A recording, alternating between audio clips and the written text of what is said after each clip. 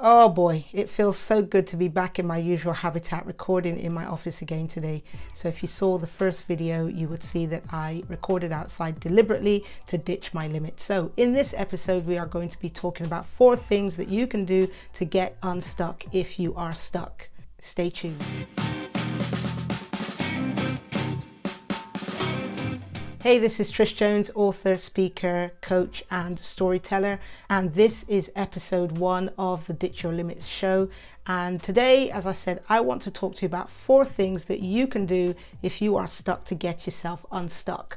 Now, it could be that you are stuck in your business. It could be that you're stuck in life. It could be that you're stuck in a relationship.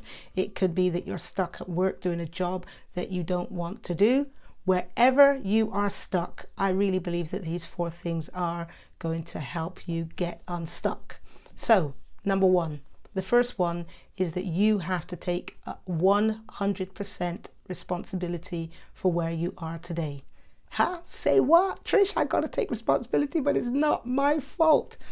It's not about fault, right? It's about choices that we make, decisions that we make that bring us to where we are at a particular time in our life. So if you're in a job that you don't like, why is it that you've ended up in that job that you don't like? If you're in a relationship that really isn't going anywhere, why are you in that relationship? And I remember, I think it was 2004, when I was getting ready to go to a Jack Canfield seminar, and he put on some pre-seminar webinars to literally get people prepared for it was a week, actually, it was a week's seminar and or conference, call it what you will. And this was the first time I heard anybody say you have to take 100% responsibility for your life. Now, I don't go around blaming anybody for where I am today, right? I'm not saying I never have, but it really wasn't in my DNA to say it's your fault that I'm here, etc., etc. But it really brought a whole new perspective to me, to my thinking, to what I saw, in terms of the fact that if I wasn't relying on somebody else to get me unstuck, if I wasn't relying on somebody else for my success, if I wasn't relying on somebody else to move me forward, it meant that I could do it.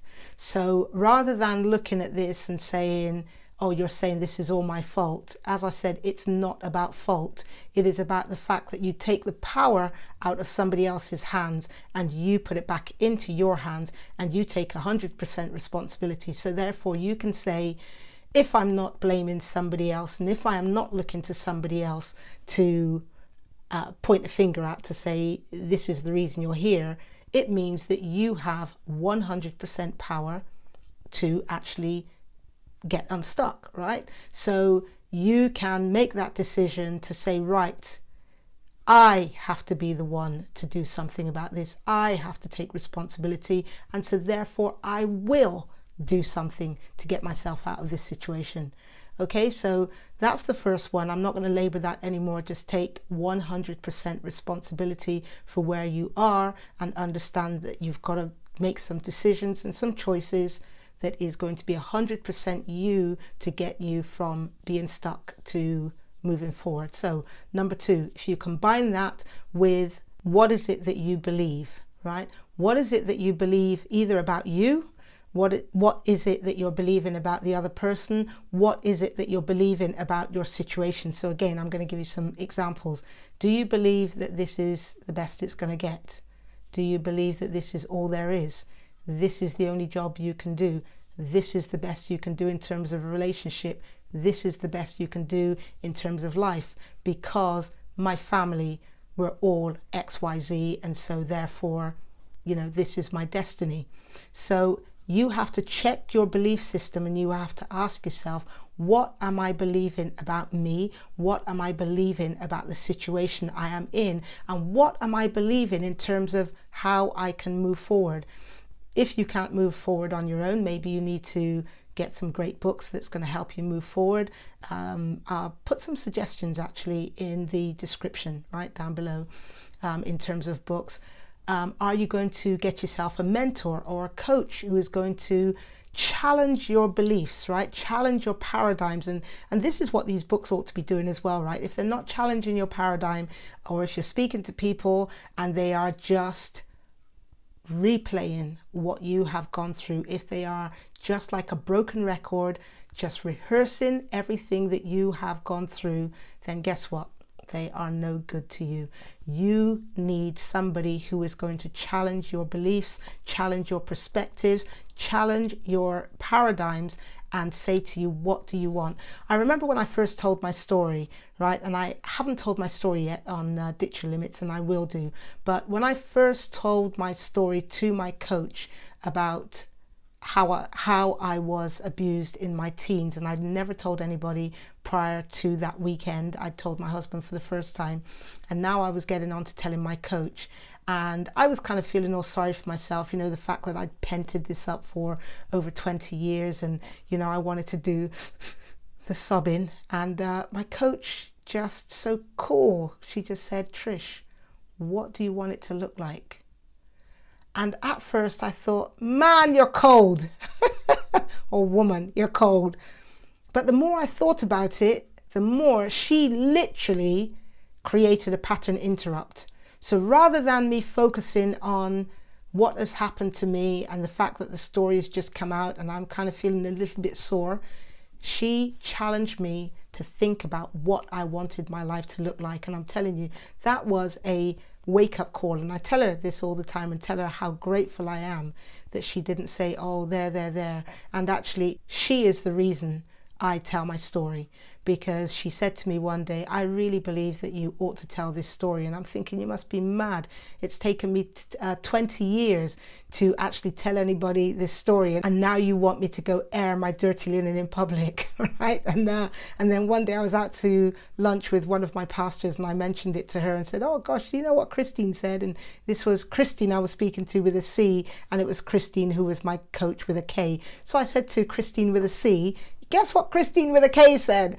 Blah, blah, blah, I ought to tell this story. And my pastor just sat there, just so cool, and nodded her head. And she said, yes, you should. And I said, have you gone mad as well?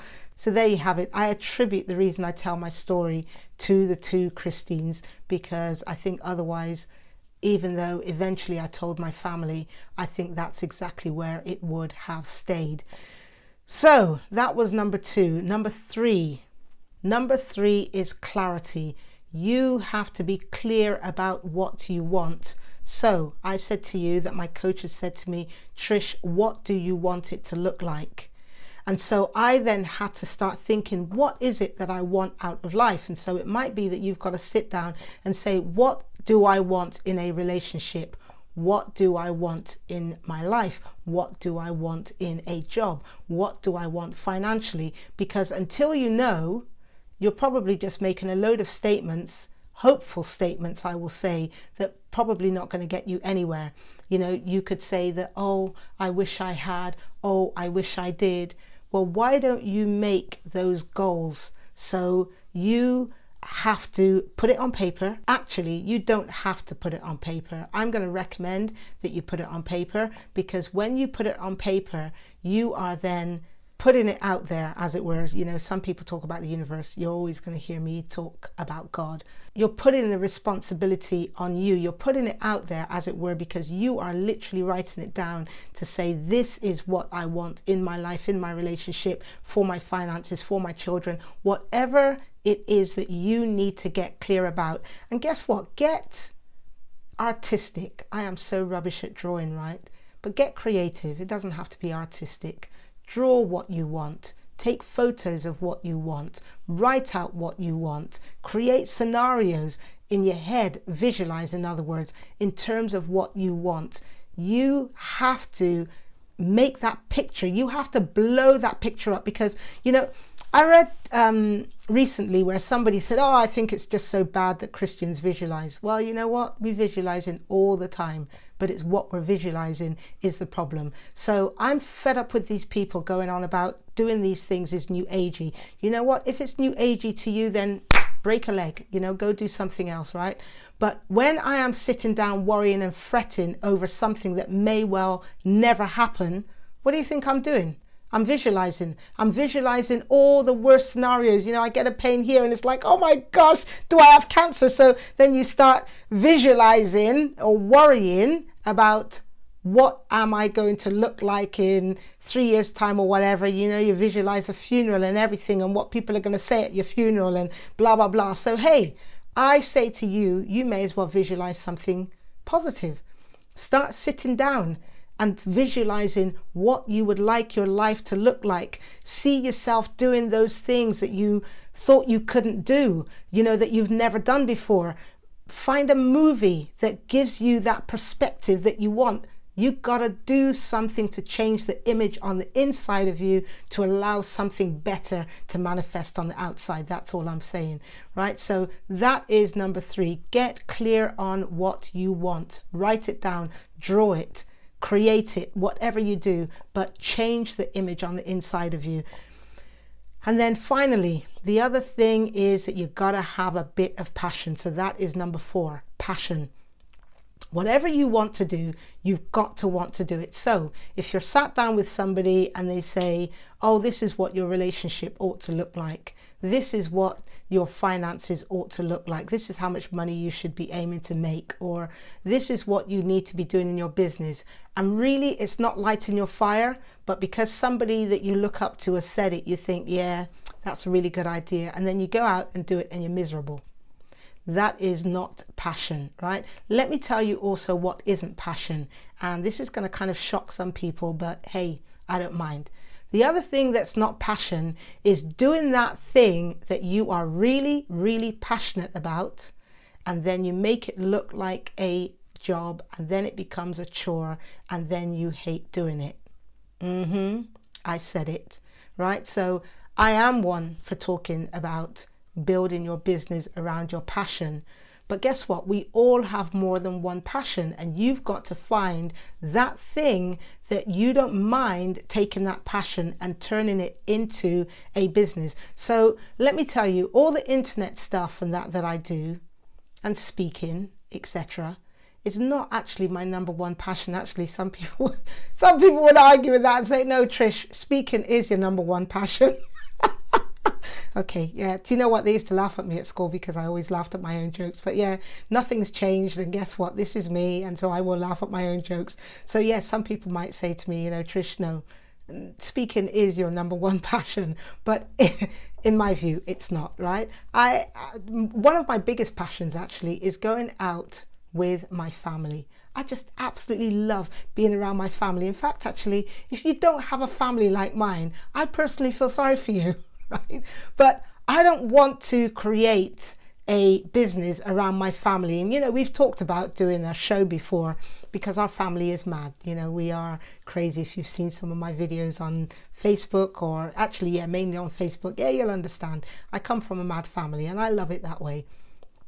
But I wouldn't want to personally, every single time we go out, I have the video camera or my phone in their faces and having to go around and telling everybody, guess what? Guess what? We are just so mad. Look what we're doing this time. You know, look at what event we're at, etc., etc. That would be so absolutely boring. The other thing I love to do is just sitting in my bed and chillaxing. It's like the evening thing, you know. I don't even want my husband to come to bed. You know, you can come to bed 2 hours later or whatever. I absolutely love to do that, right? But do I want to create a business all around how to relax? No, I don't. No, I don't. So don't think that you have to choose your number one passion in order to create your business around, because it actually may well become so tedious that you actually begin to hate the thing that you thought you were passionate about. So if what you're doing now is not your number one passion, it may not even be your number 2 passion, it's your number 3 passion, but you enjoy doing it that much that you don't mind doing it for the next 5, 10, 15 years, then that's the thing that you ought to be doing. And then in your spare time, you just love those other things that you are passionate about, and you keep them for yourself, right? You keep them for yourself or with your close family or whoever you might want to share that with, rather than feeling that you've got to share it with the world. So like I said, I do not want you to think that, oh, if that's my passion and I'm an entrepreneur and I'm going to build my business, everybody is saying that I have to build my business around what I am passionate about. You've got to also get clear on what you're passionate about, right? So remember the 4 things that you need to do in order to get unstuck if you are stuck. The first one is take 100% responsibility for your life. The second thing is that you've got to check your belief. What are you believing? The third thing is get clear on what you want and go for what you want. And the fourth thing is you've got to have some passion, and make sure that the passion is yours and not somebody else's, because you cannot build your life, your business, relationships around somebody else's passion. It has to be yours. And the order in which you do these things really doesn't make a difference, right? But the one thing I will say, if I were to start on one, I would start on number 1, which is taking 100% responsibility for your life. It's the only way you're going to be able to start ditching limits, because if you start looking at somebody else to take responsibility, then you cannot see where you've been tripping up. So that is the end of episode 1 of Ditch Your Limits. Please remember to subscribe and also hit the bell so that you're notified every time I create a new video. And remember that I said I will be creating 2 videos per week. One of them is going to be on a practical level and the other one is going to be on a more spiritual level, or I might mix it up, right? But generally speaking, there will be 2 videos from me. So hey, as I said, remember to subscribe and hit the bell. And hey, if there's anybody that you feel that would benefit from this video, please share this video with somebody, because I know that there are so many people who are stuck and they're looking for elaborate, complicated ways to get unstuck. I hope that what I've given you today, the 4 things that you can do to get unstuck, are simple, right? They are simple to do. And as I said, if you need some help, maybe get a book that will help. And as I said, I will put some titles in the description, and also maybe look at getting yourself a mentor. So that's it for today, guys. I look forward to seeing you in the next video. Ciao, ciao for now.